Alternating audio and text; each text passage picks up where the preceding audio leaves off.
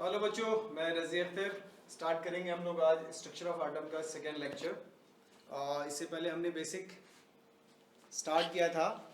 आज शुरू करेंगे बच्चों हम लोग Planck's quantum theory and photoelectric effect. These two are very very important for structure of atom. तो आप देखो प्लैंक्स क्वांटम थ्योरी के लिए क्या डिस्कस करेंगे बच्चों हम लोग। क्या कहा गया इस कॉन्सेप्ट में कि द रेडिएंट एनर्जी एब्जॉर्ब्ड और emitted from a body not continuously but discontinuously in the form of packet, that packet is also called quanta. That means कि अगर कोई सब्सटेंस एनर्जी एब्जॉर्ब करेगा या एनर्जी इमिट करेगा तो वो इन द फॉर्म ऑफ पैकेट करेगा, और उस पैकेट को हम लोग क्या बोलेंगे? Quanta. In case of light के केस में उस पैकेट को आप स्पेशल नेम दोगे, दैट इज कॉल्ड फोटोन। तो इन केस ऑफ लाइट इसको आप क्या बोलेंगे बच्चे? फोटोन। और बाकी रेडिएशन के केस में आप उसे क्वांटा कहेंगे, क्वांटा। ठीक है, तो आगे देखते हैं बच्चों।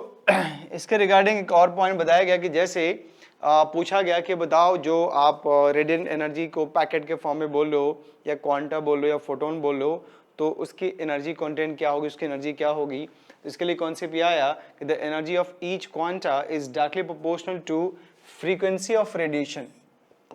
तो जो क्वांटा की एनर्जी फाइंड करेंगे वो फ्रीक्वेंसी के डायरेक्टली प्रोपोर्शनल होगा। एज फॉर एग्जांपल देखिए, जैसे A is directly proportional to nu, है ना, ये क्या है? फ्रीक्वेंसी है।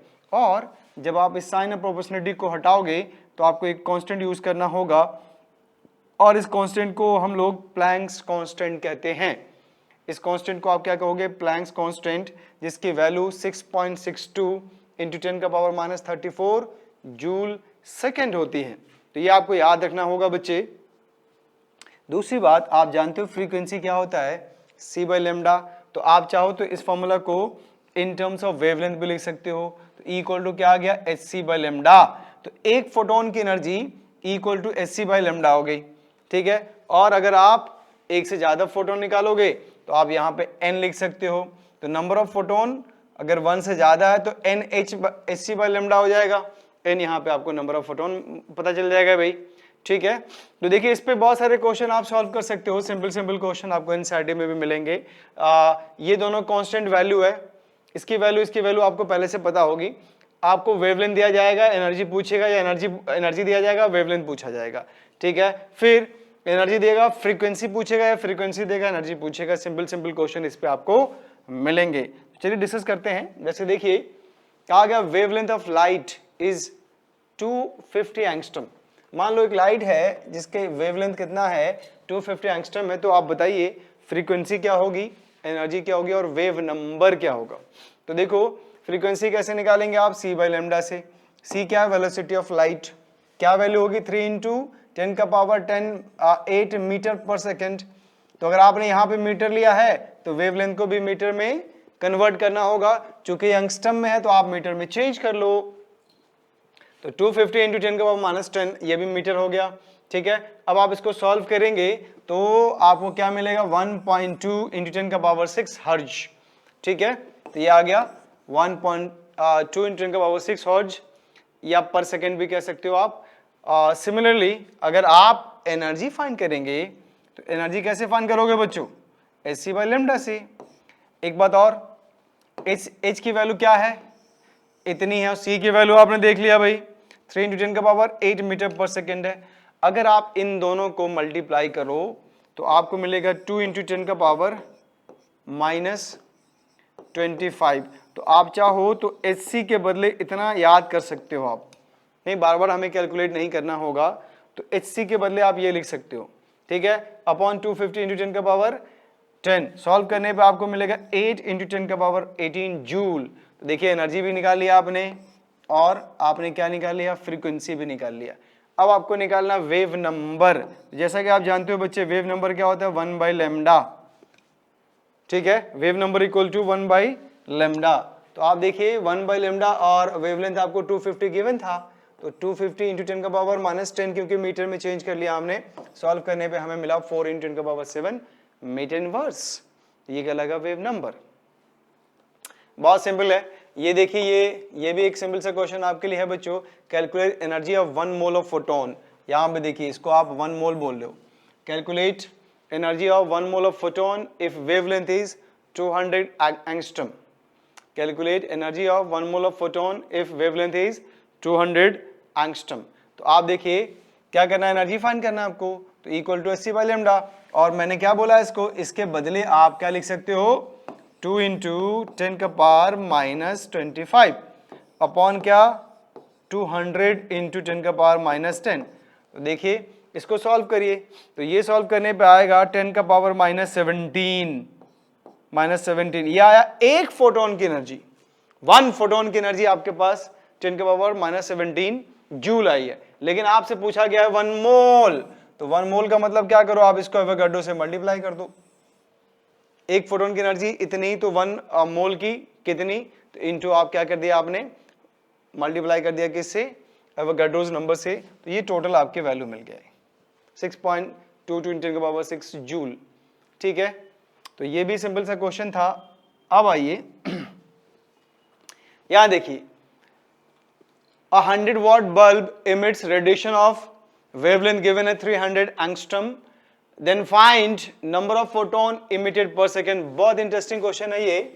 कहा गया बच्चों कि एक 100 वाट का बल्ब है। आपने पहले सुना होगा कि जो येलो लाइट प्रोड्यूस करते हैं 100 वाट, 120 वाट, 110 वाट, नहीं 180 वाट। तो आपके पास है 100 watt bulb emits a radiation of wavelength 300 angstrom, then find number of photon emitted per second। एक सेकंड में कितना फोटोन निकालेगा, ये आपको पता करना है बच्चों। देखिए पावर क्या होता है कि एक सेकंड में कितना रेडिएशन इमिट होता है, दैट इज कॉल्ड पावर, है ना। नंबर एनर्जी इमिटेड पर सेकंड इज कॉल्ड पावर। ठीक है, और एनर्जी क्या होता है, SC by lambda into T. तो अगर एक फोटोन होगा, मान लो एक सेकंड में एक ही फोटोन इमिट होगा, तो ये, और n फोटोन इमिट होगा तो n SC बाई लेमडा। अब आपको ये n फाइंड करना है, बाकी सब कुछ गिवन है। पावर कितना 100 वोल्ट देख लीजिए, SC की वैल्यू आप जानते ही हो, नहीं दोनों को मल्टीप्लाई करोगे 2 × 10 का पावर 25 आएगा। वेवलेंथ आपको गिवन है कितना 300 × 10 का पावर 8 मीटर, और टाइम यहाँ पे पर सेकंड है तो 1 सेकंड आपको लिखना है। सॉल्व करेंगे तो आपको इतना मिलेगा। इसका मतलब ये हुआ कि इतने फोटोन पर सेकंड इमिट हो रहे हैं 100 वाट बल्ब से। तो आई होप आपको समझ में आ रहा होगा बच्चों।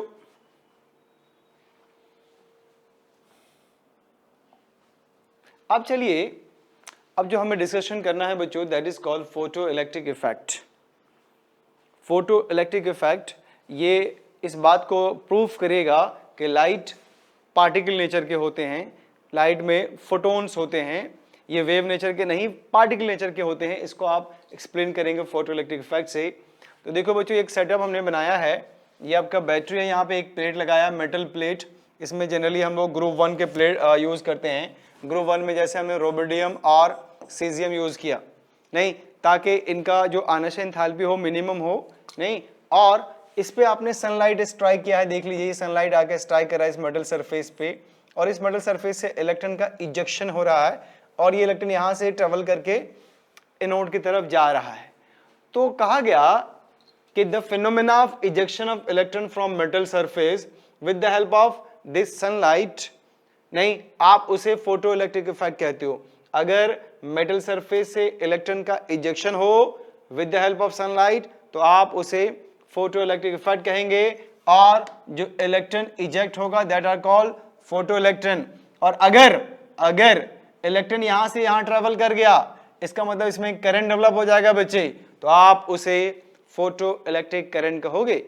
अगर यहां से यहां आने में इलेक्ट्रॉन का मूवमेंट अगर यहां से यहां हो गया, इसका मतलब इसमें करंट डेवलप हो जाएगा, and that current is called photo electric current. इसको क्या बोलोगे, फोटो इलेक्ट्रॉन। ये क्या है, मेटल सरफेस, इस पे कौन स्ट्राइक कर रहा है, सनलाइट के फोटोन्स, जिसकी एनर्जी क्या होती है, SC बाई लेमडा। अब अगर ये एनर्जी सफिशिएंट है तो इस मेटल से इलेक्ट्रॉन का इजेक्शन हो जाएगा, और अगर सफिशिएंट नहीं है तो इलेक्ट्रॉन का इजेक्शन नहीं होगा। दैट मीन्स कि इस मेटल सरफेस से इलेक्ट्रॉन को निकालने के लिए एक मिनिमम अमाउंट ऑफ एनर्जी की रिक्वायरमेंट होगी। अगर वो मिनिमम अमाउंट ऑफ एनर्जी अगर आप नहीं प्रोवाइड करते हैं सनलाइट की मदद से तो इजेक्शन नहीं होगा, और अगर आप प्रोवाइड कर देते हैं तो इजेक्शन होगा। मान लीजिए इसको निकालने के लिए आपको चाहिए 13 जूल एनर्जी मान लेते हैं, या 15 जूल चाहिए, और आपने 20 जूल के फोटोन को स्ट्राइक कराएं तो इलेक्ट्रॉन का इजेक्शन हो जाएगा। लेकिन अगर आप 10 जूल के फोटोन का स्ट्राइक कराओगे इस पे तो इजेक्शन नहीं होगा। दैट मीन्स कि यहाँ पे एक कैरेक्टरिस्टिक्स एनर्जी की रिक्वायरमेंट है, जिसको आगे चल के हम लोग वर्क फंक्शन बोलेंगे। तो अगर आपको डिफाइन करना हो किसको, फोटो इलेक्ट्रिक इफेक्ट को, तो आप सिंपल वे में कई तरीके से डिफाइन कर सकते हैं। जैसे देखिए कहा गया कि when photon of sufficient energy strike on metal surface as a result ejection of electron takes place, तो this phenomena is called photo electric effect. अगर फोटोन जिसकी सफिशिएंट एनर्जी होगी स्ट्राइक करेगा मेटल सरफेस पे, और मेटल सरफेस से अगर electron का क्या हो गया, इजेक्शन हो गया, इलेक्ट्रॉन निकल गया, तो आप उसे फोटो इलेक्ट्रिक इफेक्ट कहेंगे। या आप कह सकते हो the phenomena of ejection of electron from metal surface with the help of sufficient amount of sunlight is called photo electric effect. तो ये तो डेफिनेशन हो गया बच्चों, ठीक है। अब कुछ इंपॉर्टेंट पॉइंट इसके रिगार्डिंग जो आपको याद रखनी है, जिसमें सबसे पहला है there is no time lag between striking of photon and ejection of electron. जैसे ये आपके पास मेटल सरफेस है, देखिए ध्यान से, जैसे आके स्ट्राइक किया सनलाइट और इलेक्ट्रॉन निकला, तो स्ट्राइक करने और निकलने में टाइम बिल्कुल नहीं लगता। तो that's why there is no time lag between striking of photon and ejection of electron. ये बात समझ में आई? नहीं, ऐसा नहीं है कि इलेक्ट्रॉन आया कुछ देर रुकेगा फिर निकलेगा। फोटोन आया, इलेक्ट्रॉन से टकराया, एनर्जी एब्जॉर्ब किया और आराम किया, फिर निकला, नहीं, विदाउट लैगिंग टाइम आया, टकराया, इजेक्शन ऑफ इलेक्ट्रॉन हो जाएगा, अगर सफिशिएंट अमाउंट ऑफ एनर्जी आपने सप्लाई करी है तो। अब देखिए नेक्स्ट पॉइंट है number of photo electrons emitted. अब डिपेंड करेगा कि जब स्ट्राइक हुआ कौन, सनलाइट, तो मेटल सरफेस से इलेक्ट्रॉन का क्या होगा, इजेक्शन होगा। तो अब कितना इलेक्ट्रॉन इजेक्ट होगा, तो number of photo electron ejected is directly proportional to intensity of light. नहीं, इस बात पर डिपेंड करेगा कि लाइट की इंटेंसिटी क्या है। इंटेंसिटी ऑफ लाइट का मतलब ब्राइटनेस, ब्राइटनेस का मतलब ये हुआ कि पर यूनिट एरिया में कितने फोटोन स्ट्राइक कर रहे हैं। अगर ज्यादा इंटेंस है इसका मतलब ज्यादा फोटोन स्ट्राइक कर रहे हैं पर यूनिट एरिया, और अगर कम इंटेंस है तो कम फोटोन स्ट्राइक करेंगे। आप समझ रहे हैं, इंटेंसिटी का मतलब ये हुआ कि per unit area number of photon कितने स्ट्राइक कर रहे हैं। तो इंटेंसिटी बढ़ाने का मतलब उस एरिया में नंबर ऑफ फोटोन की संख्या बढ़ा दोगे। अब मान लीजिए आप मेटल सरफेस पे स्ट्राइक कर रहे हो तो इंटेंसिटी आपने बढ़ा दिया, तो इंटेंसिटी बढ़ाने का मतलब नंबर ऑफ फोटोन बढ़ाया। तो जितना ज्यादा फोटोन स्ट्राइक करेगा उतना ज्यादा इलेक्ट्रॉन निकलेगा। इसीलिए कहा गया कि number of photo electrons emitted is directly proportional to intensity of light. Intensity of light को उस काइनेटिक एनर्जी के उस इलेक्ट्रॉन के काइनेटिक एनर्जी से कोई मतलब नहीं है। ऐसा नहीं कि इंटेंसिटी बढ़ाओगे तो उसकी एनर्जी बढ़ जाएगी या काइनेटिक एनर्जी बढ़ जाएगी, ये नहीं होगा। नंबर ऑफ इजेक्टेड इलेक्ट्रॉन की संख्या बढ़ जाएगी। अब आइए ये इंपॉर्टेंट पॉइंट कहा गया बच्चों कि there is characteristic minimum frequency required. There is characteristics minimum frequency required for ejection of electron, that is called threshold frequency. That is called threshold frequency. इसको आप म्यू नॉट से रिप्रेजेंट करेंगे। ये वो मिनिमम फ्रीक्वेंसी है जो metal surface को दिया जाएगा और वहां से इलेक्ट्रॉन को जस्ट निकालेंगे हम, ठीक है। उसके बाद ये तो फ्रीक्वेंसी है। आप देखिए एक वर्क फंक्शन भी होता है। वर्क फंक्शन क्या होता है, minimum amount of energy required to eject electron from metal surface is called work function. मतलब मेटल सरफेस से इलेक्ट्रॉन को बाहर निकालने के लिए जो आप minimum amount of energy provide करोगे that is called work function. मान लीजिए मेटल है और मेटल से इलेक्ट्रॉन को निकालने के लिए 10 किलो जूल एनर्जी चाहिए, आपने 10 किलो जूल दे दिया तो वो 10 किलो जूल वर्क फंक्शन हुआ। आपने क्या किया 15 दे दिया, तो 10 खर्च हो गया इलेक्ट्रॉन को निकालने में, बाकी बचा 5, तो वो इलेक्ट्रॉन में आ जाएगा इन the form of kinetic energy. नहीं आया? ठीक है, तो वर्क फंक्शन क्या होगा बच्चे, minimum amount of energy required to eject electron from metal surface is called work function. अब देखिए very important point, kinetic energy of electron increases with increase in frequency. Kinetic energy of electron increases with increase in frequency of photon. That means कि जितना ज़्यादा frequency होगी kinetic energy की value उतनी ज़्यादा होगी। अब आप जरा ध्यान से सुनिए बच्चों, देखिए हुआ क्या कि ये आपके पास मेटल सरफेस है, जस्ट सपोज इस पे स्ट्राइक हुआ फोटोन का, इलेक्ट्रॉन निकला नहीं, तो आपने यहां से फोटोन स्ट्राइक किया जिसकी एनर्जी क्या है, equal to H by lambda, या आप लिख सकते हो इक्वल टू एच न्यू। ये टोटल एनर्जी है फोटोन की जो आपने सनलाइट से इस पे स्ट्राइक कराया। अब यहाँ पे इलेक्ट्रॉन को निकालने के लिए एनर्जी खर्च होगी, तो उसको आप ई नॉट कहोगे। इसी ई नॉट को आपने क्या कहा, वर्क फंक्शन, इसको लिख सकते हो आप H C by lambda nought. अब ये लेमडा नॉट थ्रेशोल्ड वेवलेंथ होगा बच्चे, या आप लिख सकते हो एच म्यू नॉट। तो ये जो म्यू नॉट है that is what, threshold frequency, वो मिनिमम फ्रीक्वेंसी जो इलेक्ट्रॉन को आप निकालोगे। अब सवाल ये है कि मान लो आपने 20 किलो जूल एनर्जी दिया और फोटोन अपनी पूरी एनर्जी ट्रांसफर कर देगा, फोटोन पूरी की पूरी एनर्जी ट्रांसफर कर देगा इलेक्ट्रॉन को जितनी है उसके पास। तो आया इलेक्ट्रॉन को दिया 20 किलो जूल, जस्ट सपोज करिए कि इस इलेक्ट्रॉन को मेटल सरफेस से निकालने के लिए 15 किलो जूल एनर्जी की रिक्वायरमेंट है, तो क्या होगा बच्चों, तो जैसे 20 दिया, 15 गेन किया, बाहर निकला, अब जो 5 बच गया उसको लेकर वो दौड़ जाएगा, दैट मीन्स कि उसमें काइनेटिक एनर्जी डेवलप हो जाएगी। तो आप देखिए यहाँ पे ई क्या है, अमाउंट ऑफ एनर्जी जो फोटोन दे रहा है, total amount of energy from sunlight, ये क्या है, वर्क फंक्शन, मतलब वो एनर्जी जो इलेक्ट्रॉन को मेटल सरफेस से निकालने में खर्च हुआ, और ये क्या है, बाकी जो बच जाएगा वो काइनेटिक एनर्जी में चला जाएगा। अब इसको क्या लिखते हो, एच न्यू, ये क्या होगा, एच न्यू नॉट। ये न्यू नॉट क्या है, फ्रीक्वेंसी है, कौन सी, थ्रेशोल्ड फ्रीक्वेंसी है। और काइनेटिक एनर्जी क्या होता है बच्चे, half M V square, half M V square. तो ये आ गया आपका एक फॉर्मूला जिसकी मदद से आप काइनेटिक एनर्जी या वेलोसिटी, थ्रेशोल्ड फ्रीक्वेंसी या एनर्जी जो भी चाहो आप कैलकुलेट कर सकते हो। तो आई होप आप लोगों को समझ में आ रहा होगा बच्चे कि फोटोइलेक्ट्रिक इफेक्ट 11th लेवल पे बहुत मुश्किल नहीं है, सिंपल सा है, बहुत ज़्यादा हमें परेशान नहीं करना इस लेना है इसमें। अब देखिए ग्राफिकल रिप्रेजेंटेशन है, graphical representation of photoelectric effect. तो देखो बच्चों ये आपके पास है फ्रीक्वेंसी वर्सेस काइनेटिक एनर्जी।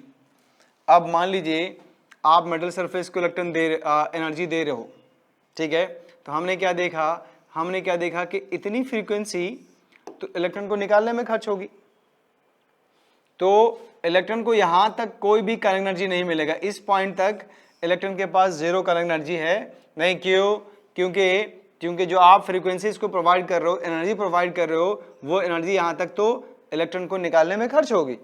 अब इसके बाद ये बाहर निकल चुका, अब जो एनर्जी देंगे तो वो इसके काइनेटिक एनर्जी को बढ़ाएगा। देखिए यहां से यहां तक क्या हो गया, थ्रेशोल्ड फ्रीक्वेंसी। अगर आप इस पे फ्रीक्वेंसी लेते हो तो ये हो गया आपका थ्रेशोल्ड फ्रीक्वेंसी।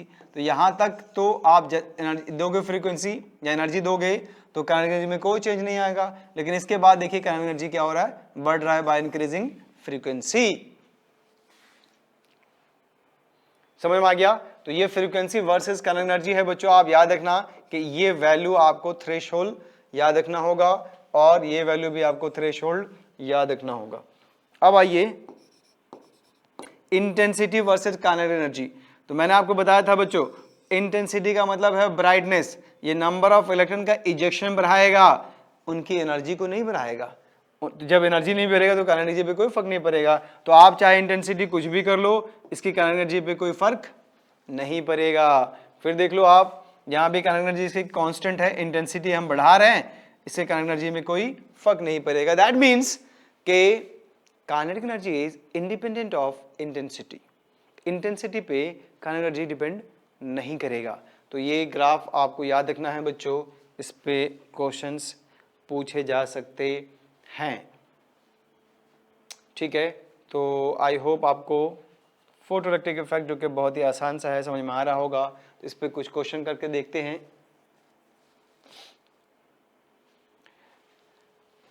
तो देखिए एक आध क्वेश्चन कर लें इस पे हम लोग। जैसे मान लीजिए ये कहा गया कि mass of an electron is 9.1 into 10 का power -31 kg। Mass of an electron is 9.1 into 10 का power -31 kg। If its kinetic energy is 3 into 10 का power -25 joule, then calculate its velocity.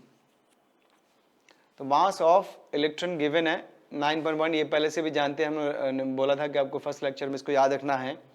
और काइनेटिक एनर्जी की वैल्यू है कितना बच्चों, 3 into 10 का power -25 joule, then calculate its velocity. तो आप देखिए आपके पास एक सिंपल सा फॉर्मूला है, क्या, kinetic energy equal to half mv², है ना। Kinetic energy equal to half mv²। तो यहाँ पे m क्या है, मास ऑफ इलेक्ट्रॉन है, v वेलोसिटी ऑफ इलेक्ट्रॉन है, ठीक है। तो आपको क्या निकालना है, वेलोसिटी। तो v² equal to kinetic energy into 2/m। आप देखिए काइनेटिक एनर्जी की वैल्यू दी गई है भाई आपको कितनी, 3 इंटू 10 का पावर -25 इंटू 2/9.1 इंटू 31, ठीक है। इसको सॉल्व करेंगे तो 6 इंटू 10 का पावर -7 आएगा। फिर आप इसका स्क्वायर रूट निकाल लो, तो आप इसको आगे सॉल्व कर सकते हो चाहो तो, ठीक है। तो ये मिल गया आपको क्या, वेलोसिटी ऑफ इलेक्ट्रॉन मीटर पर सेकेंड में, ठीक है। तो नेक्स्ट क्वेश्चन देखिए, इसको जरा आप अटेम्प्ट लीजिए बच्चों।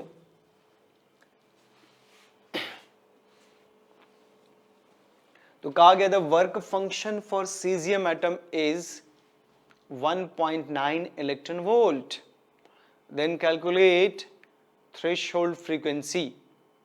The work function for caesium atom is 1.9 electron volt, then calculate threshold frequency. तो थ्रेशोल्ड फ्रीक्वेंसी का मतलब ये हुआ बच्चों, जो तो आप थ्रेशोल्ड एनर्जी लेंगे उसी में hc/λ0। तो ये आपका थ्रेशोल्ड एनर्जी है, तो ये थ्रेशोल्ड फ्रीक्वेंसी हो जाएगा, ठीक है। तो अब आपको गिवन है वर्क फंक्शन, है ना। तो अगर आपको λ0 निकालना है तो क्या करेंगे भाई, hc बाई इतना। और मैंने आपको बताया कि h और c को जब मल्टीप्लाई करोगे तो वैल्यू 2 इंटू 10 का पावर -25 आएगा। दूसरी बात, आपने इलेक्ट्रॉन वोल्ट में लिया है बच्चे, तो इलेक्ट्रॉन वोल्ट को आप जूल में चेंज करो। इसको चेंज करने के लिए क्या चाहिए आपको, 1.6 इंटू 10 का पावर 19 से मल्टीप्लाई कर दो। तो देखिए 1.9 इंटू 1.6 इंटू 19, ठीक है। जब आप इसको सॉल्व करेंगे तो आपको इतना मिलेगा 6.2 इंटू 10 का power -7 metre. That is called threshold wavelength. किसके लिए, सीजियम के लिए। तो कौन सा फॉर्मूला यूज किया, कि नॉट इक्वल टू hc/λ। तो ये बहुत ही सिंपल क्वेश्चन था, आई होप आपको समझ में आ गया होगा। अब आइए बच्चे, एक और क्वेश्चन है, the threshold frequency for metal x। कोई मेटल x है आपके पास जिसकी थ्रेशोल्ड फ्रीक्वेंसी 7 इंटू 10 का पावर 14 पर सेकेंड है। अब कह रहा है आपसे calculate the kinetic energy of an electron emitted when radiation of frequency 10 का पावर 15 पर second strike the metal surface. आप इसको ऐसे समझिए, जैसे मान लो ये एक मेटल प्लेट है, किसका, ये x है, ठीक है। अब कह रहा था threshold frequency of metal x is, मतलब यहां से इलेक्ट्रॉन को बाहर निकालने के लिए जो मिनिमम फ्रीक्वेंसी की आवश्यकता है, जरूरत है, वो है आपका 7 इंटू 10 का पावर 14 पर सेकेंड बच्चों। अब इस पे जो आया कौन, फोटोन ऑफ सनलाइट स्ट्राइक किया, उनकी फ्रीक्वेंसी 10 का पावर 15 पर सेकेंड है। तो अब आप बताइए कि थ्रेशोल्ड फ्रीक्वेंसी गिवन है, कैलकुलेट काइनेटिक एनर्जी। आपको निकालना क्या है, काइनेटिक एनर्जी। तो आप बताइए कि काइनेटिक एनर्जी ऑफ इलेक्ट्रॉन क्या होगी। नहीं तो देखो बच्चों कैसे इसको आप सॉल्व करेंगे। सॉल्व ऐसे करोगे कि E equal to E not plus half mv² है। नहीं, और अगर आपको काइनेटिक एनर्जी निकालना हो तो क्या लिखेंगे, E माइनस ई नॉट।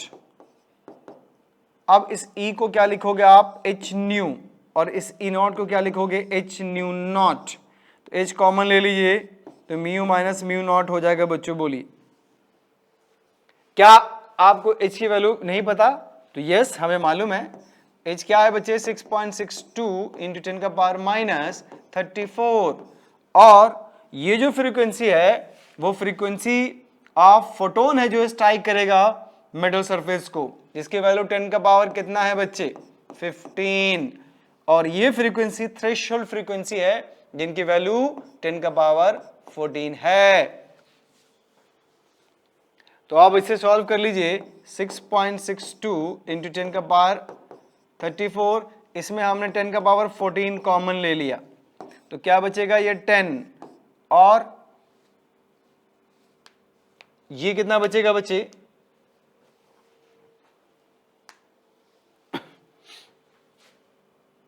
1।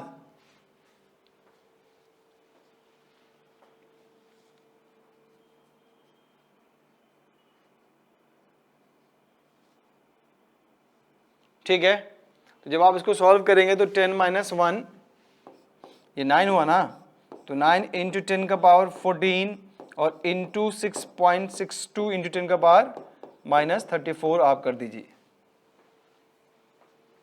ठीक है, तो जब आप इसको सॉल्व करेंगे तो आपको आंसर मिल जाएगा।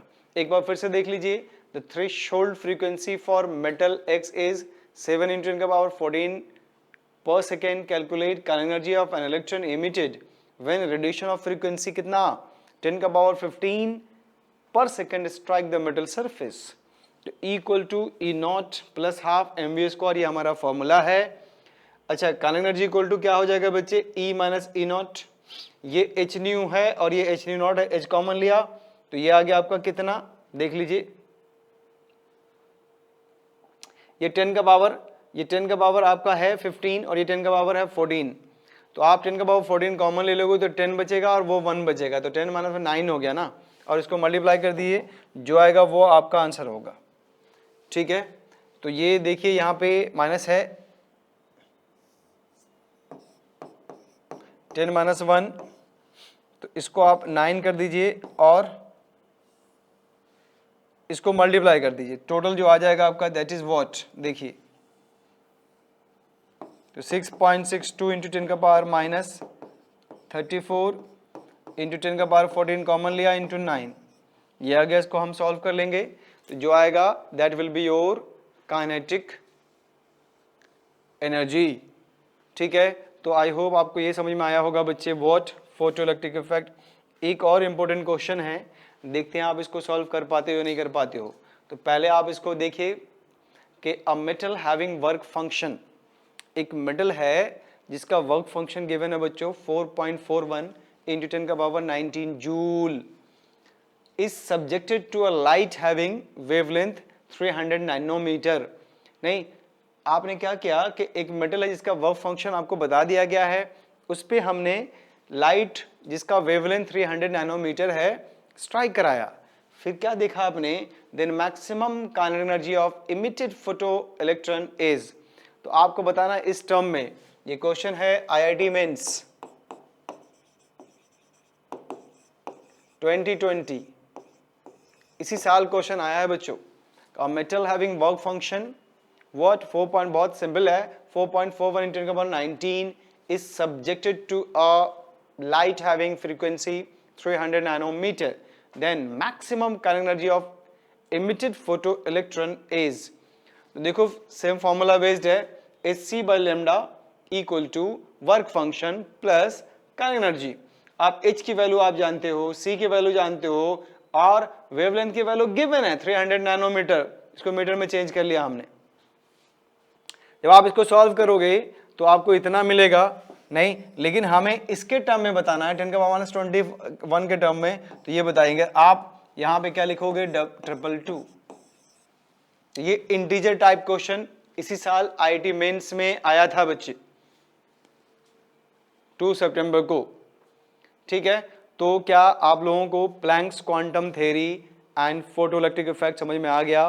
तो देखो बच्चों, प्लैंक्स क्वांटम थ्योरी में कहा गया कि अगर किसी बॉडी को, किसी सब्सटेंस को एनर्जी दिया जाएगा तो वो एनर्जी जब एनर्जी एब्जॉर्ब करेगा या अगर एनर्जी वो इमिट करेगा तो वो कंटिन्यूअस नहीं करेगा बल्कि इन द फॉर्म ऑफ पैकेट करेगा। उस पैकेट को आप क्वांटा कहोगे। अगर लाइट है आपके पास तो लाइट के केस में उसी पैकेट का स्पेशल नाम देंगे हम लोग, दैट इज फोटोन, ठीक है। तो अब कहा गया कि अच्छा ये बताइए जो फोटोन है उसकी एनर्जी क्या होगी? तो कहा गया कि फोटोन की energy directly proportional to frequency होगी, ठीक है। और जब साइन ऑफ प्रोबेबिलिटी को हटाया हमने तो हमें E = h न्यू मिला। तो अगर आपके पास एक फोटोन है और उस रेडिएशन का आपको क्या पता, फ्रीक्वेंसी मालूम है, तो आपको उस फोटोन की एनर्जी मिल जाएगी h न्यू से। h यहाँ पे क्या है बच्चों? प्लैंक्स कांस्टेंट, जिसकी वैल्यू क्या होती है बताओ? 6.62 इंटू 10⁻34 जूल सेकेंड, ठीक है। और आपके पास क्या है? फ्रीक्वेंसी है, तो अगर फ्रीक्वेंसी की वैल्यू गिवन है इसको मल्टीप्लाई करो एनर्जी मिल जाएगा। और आप ये भी जानते हो कि फ्रीक्वेंसी होता है c/λ, तो आप इस इक्वेशन को मॉडिफाई कर लो तो E = hc/λ।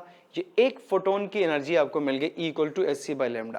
अब आपको जितना फोटोन की एनर्जी चाहिए उसको उससे मल्टीप्लाई कर दो। नहीं, अगर आपसे कहे कि ये एक रेडिएशन है, उसका वेवलेंथ इतना है, तो बताओ इसके एक मोल फोटोन की एनर्जी क्या होगी?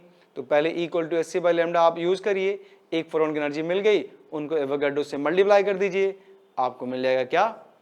एनर्जी ऑफ 1 मोल फोटोन, ठीक है। तो ये था आपका प्लैंक्स क्वांटम थ्योरी। उसके बाद फोटो इलेक्ट्रिक इफेक्ट। देखिए, फोटो इलेक्ट्रिक इफेक्ट का मेन पर्पस है ये प्रूफ करना कि लाइट पार्टिकल नेचर के होते हैं, ठीक है। क्योंकि साइंटिस्टों के दरमियान कॉन्ट्रडिक्शन था, कुछ कह रहे थे कि लाइट हमारा वेव है, तो कुछ कह रहे थे क्या कि पार्टिकल है। तो उसमें फोटो इलेक्ट्रिक इफेक्ट कह रहा था कि नहीं पार्टिकल है, ठीक है। क्या कहा? तो फोटो इलेक्ट्रिक इफेक्ट होता क्या है?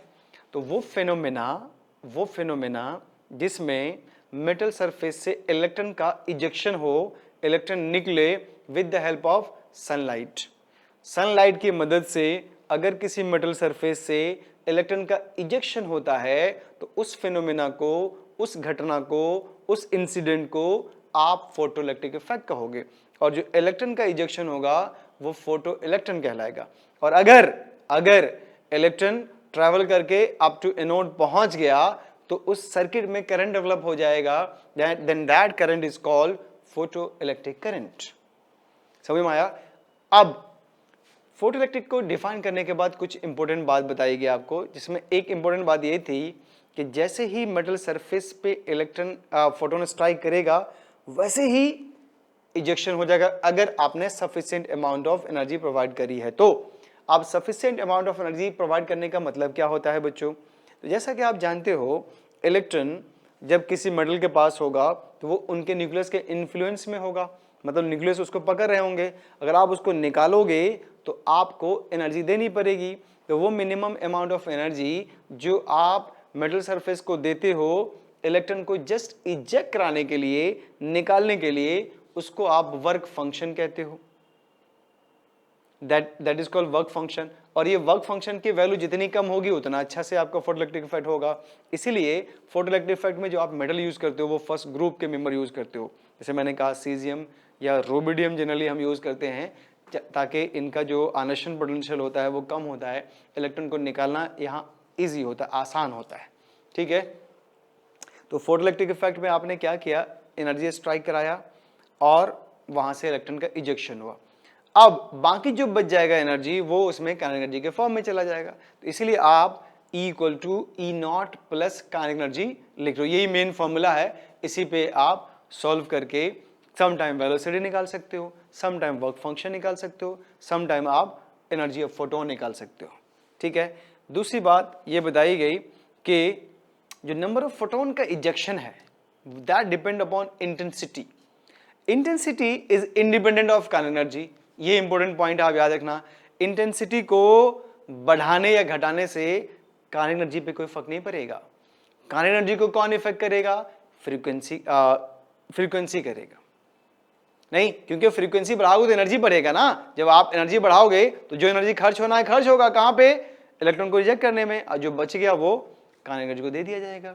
ठीक है, तो आप इस पे जरा प्रैक्टिस कर लेंगे बच्चों। बहुत मामूली कॉन्सेप्ट है ये। नहीं, जो नेक्स्ट क्लास हम लोग डिस्कस करने वाले हैं that is very very important. उसमें मैं बोर्स एटॉमिक मॉडल और उनका पूरा mathematical treatment with short trick समझाऊंगा। तो आने वाला जो थर्ड लेक्चर है वो वेरी वेरी इंपॉर्टेंट है, आप उसको मिस मत करना बच्चे। ये भी सिंपल सा है, इसको भी आप अच्छे से प्रैक्टिस कर लीजिए, आपको काम आएगा। ठीक है, तब तक के लिए आप अपना ख्याल रखिए। बाय।